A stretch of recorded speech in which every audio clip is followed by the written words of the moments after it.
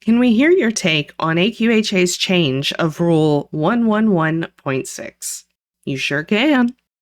Let's talk about Rule 111.6, the AQHA's frozen semen limitation, because apparently this thing's making the rounds again and people have opinions. So buckle in, this is going to be one of those not popular but necessary takes. Back in 2015, AQHA introduced a rule that quietly redrew the lines around post-hummus breeding. It said if your stallion was foaled in 2015 or later, you've only got 2 years after he dies or gets gelded to use his frozen semen for registered foals. Same deal for mares and frozen embryos, 2 years after death or spaying. Everyone before 2015, they get a free pass.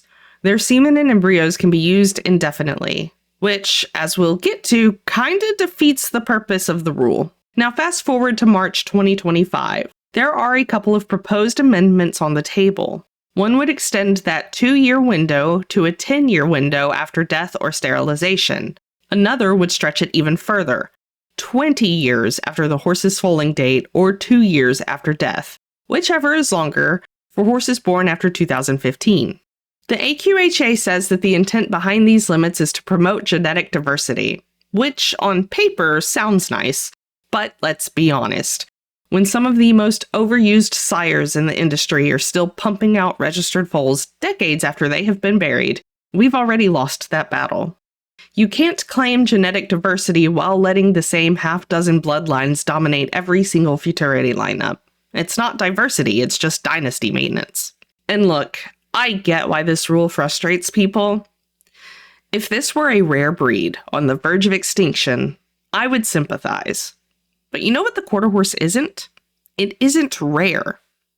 It's the single most populous breed on planet Earth. Over 7 million horses have been registered since the AQHA founded in 1940.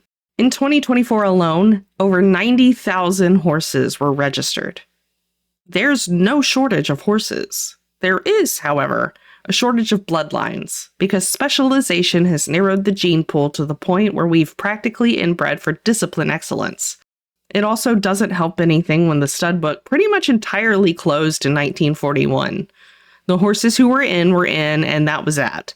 Compared to other stud books, that's a very shallow gene pool. So here's my take, and it's probably not going to win me any friends. This rule just didn't go far enough. It should have applied to every stallion, living or dead. Everyone sitting on decades-old semen should have had 2 years to use it, and then called it a day. Because let's be real, the people actually mad about this rule aren't thinking about breed preservation. They're thinking about profit. They're thinking about money per straw. And sure enough, I've already seen people saying they're just not going to report a stallion's death, that they'll keep submitting breeding reports like nothing happened. It's a cute idea. AQHA could just start requiring an annual proof of life certificate before accepting breeding reports. You gotta send those in every year anyway. Hell, they'd probably charge another $50 for it and call it registry verification. Problem solved. I think the deeper issue here, that no one really wants to talk about, is that capitalism has absolutely eaten this breed alive. Stock horse breeding used to be about producing sound, capable, and intelligent animals. Now it's about creating marketable genetics in a petri dish. You've got people insisting the free market selects the best horses, but that's just not true anymore.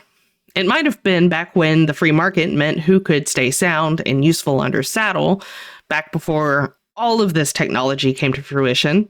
But now, the free market selects whoever can pay the highest stud fees or whoever can market their foals the best on social media. That's not selection pressure, that's just salesmanship. And if we're being brutally honest, this whole frozen semen forever mentality is one of the biggest reasons our gene pool looks like a monocrop. You can trace most modern AQHA horses back to a few key stallions that have been dead longer than some of us have been alive. The industry keeps cloning and rebranding the same bloodlines because it's easier to sell what's familiar. It's not about the horse anymore. It's about nostalgia and name recognition. But let me draw a comparison here. Look at the Jockey Club. Live cover only, no frozen semen, no embryo transfer, no surrogates. The most restrictive breeding rules on the planet. And yet, thoroughbreds sell for millions. The market didn't collapse, the horses didn't get worse. If anything, it forced breeders to make better, more thoughtful decisions. So no, restricting reproductive tech isn't going to kill a breed. It kills convenience, and maybe that's exactly what we need right now. A little less convenience and a little more horsemanship. Now, I'm not entirely sure how I feel about the inclusion of gelded stallions and spayed mares in this rule. Geldings, for one, just typically live better lives. They get to go be horses, they get turnout, companions, real enrichment. The welfare trade-off for keeping stallions intact just in case feels grim when you compare it to that. And as for spayed mares, I think that raises a little bit more of a red flag for me. Mares aren't spayed very often, so why was she spayed? Was it because of a medical issue? Something potentially heritable? If so, do we really want to preserve that line through frozen embryos? There's a difference between preserving genetics and perpetuating problems, something we have seen over and over again in this breed.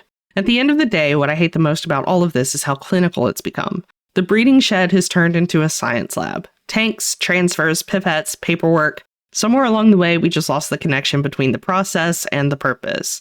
Breeding used to be about making the next generation better, healthier, sounder, saner. Now it's about chasing the next six-figure full crop, promoting a legacy stallion like he's a brand, not a horse. And I think that's the heart of it for me. We've stopped treating breeding like stewardship and started treating it like product design.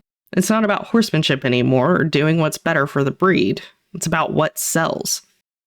So yeah, I support Rule 111.6. I think it's overdue. I just wish they'd had the guts to make it universal. Because if the point really is genetic diversity, then we need to stop treating quarter horses like a commodity and start treating it like a living legacy.